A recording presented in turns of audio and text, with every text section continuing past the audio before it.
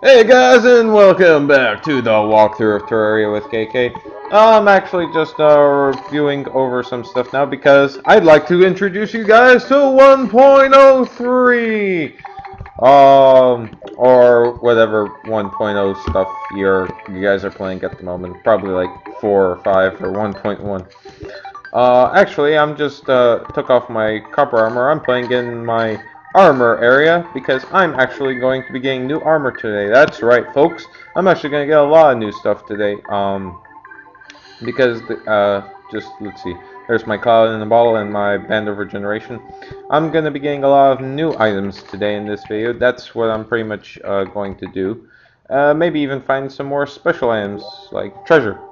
I've got a bunch of stuff stored up here for you guys, including a hook that I found from a skeleton in the underground area in the stone lair.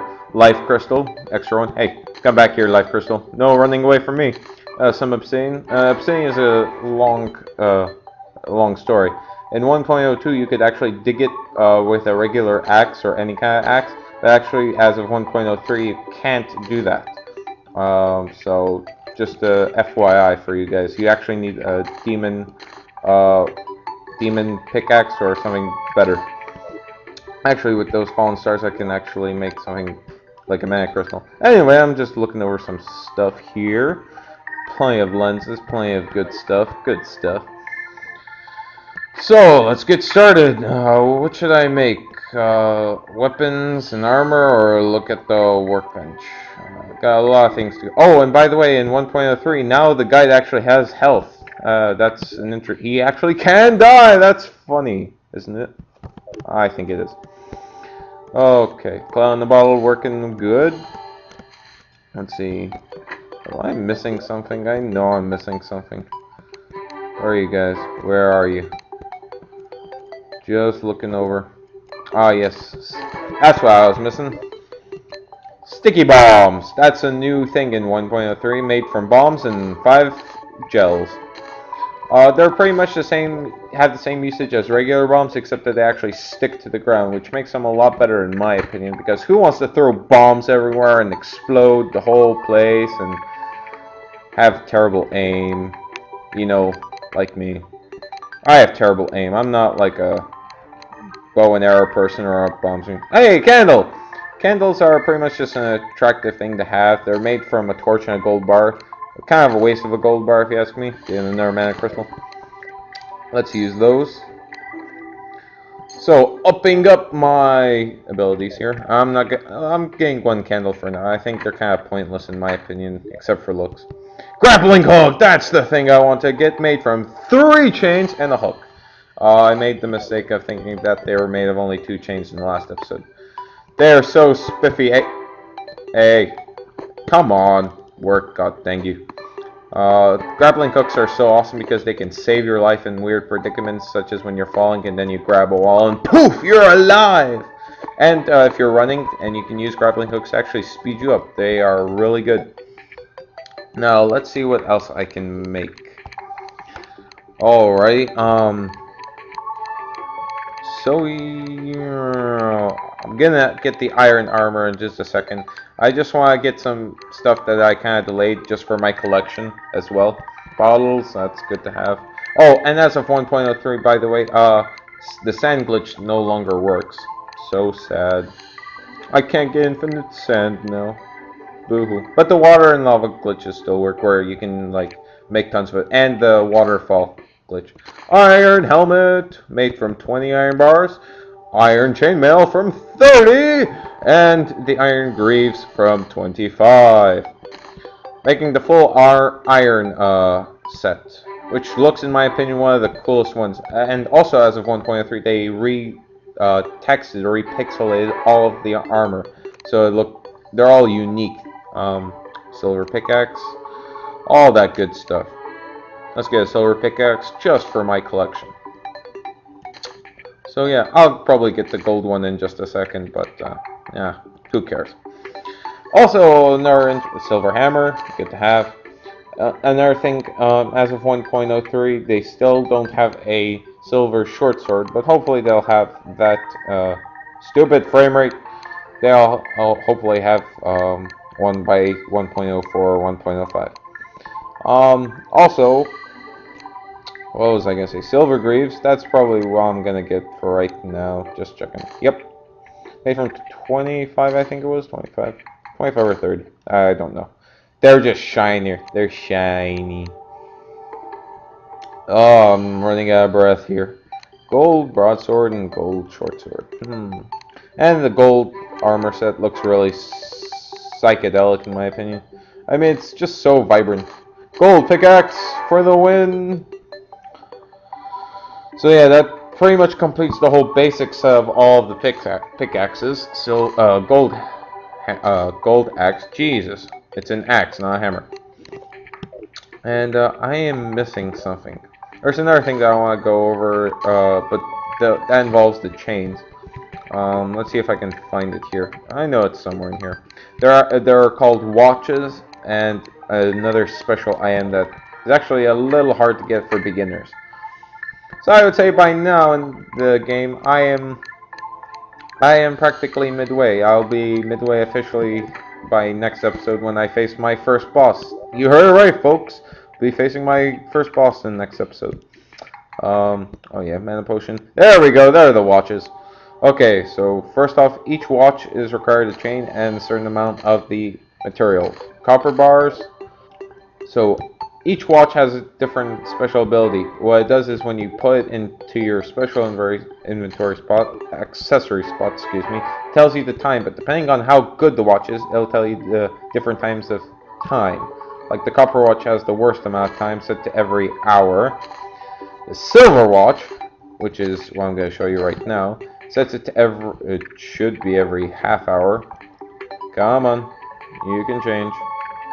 Yep, it's a couple, tells the time. There we go. Tells, yep, 11:30. And now for the gold watch, which makes it actually every minute. Which actually every minute in Terraria is, I believe, 1 second in the real world, which is kind of cool. And it's changing every second. Pretty cool. Or a little slower than every second. Whatever. Now the special item I want to go over is the depth meter, which requires a lot of copper, iron, and gold. What this does is when you put this into your accessory spot, it actually tells you the actual depth that you are. Right now I'm 340 feet above sea level. And when we go down, we'll eventually reach 0 sea level and even go below that. It's really helpful when you want to actually make farms, because certain farms only grow at certain levels of the earth, and it's just really cool to have at all times. I personally will keep it for a while, but yeah. Okay guys, I believe I finished reorganizing my stuff here, pretty much. I'm keeping the silver bow with me at all times, and now I've actually spruced up the Shoalwind Infinite tanks. This is where I would collect my obsidian. I'm thinking of rechanging it just a little bit because it looks kind of off-center. But oh well, still really cool. That's the new 6th floor as of now. That's right. It's so cool having the watch and the depth meter with me, I must say. So this is the 7th floor, as you noticed. But what I'm going to do right now, just quickly to show you guys, is the actual height of the whole world that I'm in.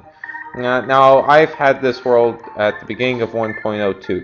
So depending on what you guys have, it may be different, but I selected, as if you've watched my first episode, it's the large size of the map. The large size, not the small, medium, whatever. So I'm at floor 14, soon to be at floor 15. And this goes up pretty high. As you can see, I'm over 1,000 feet at the moment. It's going to be, yep, we're here at the top already. So right now, as you can see, I'm over 1,158 feet right now. The sky, the 18th floor.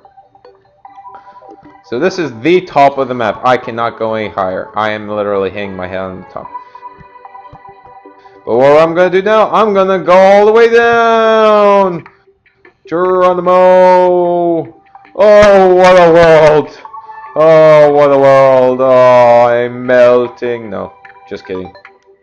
And wait for it. Splish. Oh, I couldn't resist. That's for Ardwick of the Net.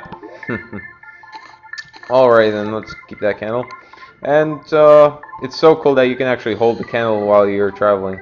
Pretty nifty? Snifty? Okay, let's keep it there. So let me cut to the next part, and we're going to be going all the way to the other side of this bridge. So stay tuned.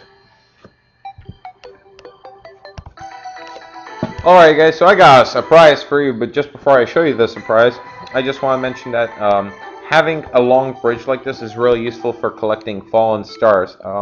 Later on you can sell these fallen stars, like sometimes I do from time to time, but they're just really good to have around because the bridge easily collects them. So what I have here, this huge pile of sand right here, let me break it down because I actually discovered that I was actually going to build something up here. And wouldn't you know it, I actually found something in the sky. Stupid eyeball, go. I am failing at putting sand. That is just sad. Well, you may be asking yourself, what the hell may be up in the sky? Well, there's actually a kind of, I wouldn't say anomaly, but they are called floating islands. And as you can see, there are some vines growing. So what the hell? This is from the floating island. Now, floating island, on each floating island, there is guaranteed at least one treasure hidden inside a special cover type of building. I am personally not going to be looking for them. If I stumble upon them while I'm making this world, then that's great. But if I don't see them, unless you guys want me to look for more of them, then by all means let me know. But I'm just going to show this one, and unless I stumble upon one, then I'll collect the items. There's not really much anything else besides the single or few treasure that's on it. Usually you can rarely find materials here too. So what's inside? One treasure chest. And what's inside this one? Well, we've got a special item called the Star Fury. This is a special blade. It's actually one of the rarest blades in the game. Well, as of now. So what does it do? It uses mana to summon actually meteorite stars, pink stars, that actually deal quite a bit of damage. It's not very practical actually because every swing causes it to use mana, so it's not very good. But in huge mobs or against big bosses, it is totally recommended. So now, without further ado, that's pretty much it. Let me take the chest. Later on, I'll take some of this wall and gold brick, but at the moment, let's go back down, and I'll cut to the very last part of this episode. Alrighty, as I dig back down. Hey guys, and we're actually nearing the end of the episode. I've been already recording this for almost 15 minutes.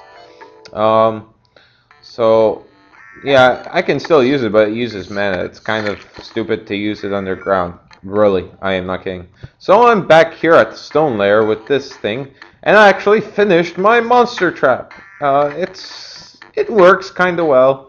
What it does is there's one small layer of lava at the bottom, and what it does that monsters spawn up there in the dark and actually ultimately fall to their doom. Their doom. That's right, their doom. And I just collect their waste material or their goodies, whatever you guys want to call them. But there's one more thing. I actually found what I believe to be a chest underground. I didn't look inside the chest because I wanted to be a surprise. But what it does is that guarantees me at least one more special item in this game. I'll get that iron later. Don't worry. I won't forget it. So I've dug pretty much quite a bit of ways here. Yep, there's my reminder. Don't forget that. What was it? Let's see. No, it's somewhere here. There it is. So let's look into it.